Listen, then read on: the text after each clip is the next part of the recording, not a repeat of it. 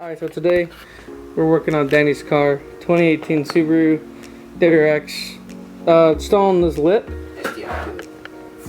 Installing this lip. So first thing you gotta do is put your car on some jack stands. That way you get the elevated enough, high enough, so you can screw it in. They're just screws. There's a bunch of little screws that we're gonna use to hold it. This was his old one that he had. Was meant for a different year. It kind of didn't fit very well, but we got this new one now. Alright, so how we're going to do it, we have a bunch of these, and we're just going to hold it in place underneath the car on the little lip on the bottom. And then so once we're holding in place, we can have it how we like it, and then we'll put the screws in. So how we did it, I'll show you.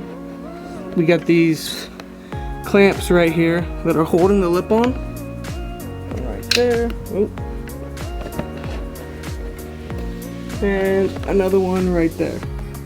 That way, you can see it holds the lip on so we can get all the screws into the lip.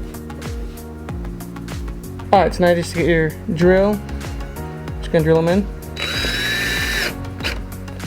And you're just going to do that all the way across, and then you can take these off right here. Alright, so when you're done, it should look kind of like this, a bunch of screws in the bottom. Honestly, the more the better. You can see we did quite a few. It came with most of them, we added a few, but I mean, this is under your car. If you're going down the freeway, you know, 70 miles an hour or so, you don't want it to fall off. So the more the better. Alright, and this is what it looks like. I know the car is super dirty. That's Danny's fault for not washing it. Right. But yeah, came out pretty good. There you go. So, really easy, honestly. I mean, how long were we here? 10 minutes? 15 minutes? 11. 11. So, not too bad.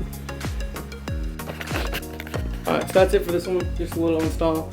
2018 Subaru WRX or STI, it probably works for both.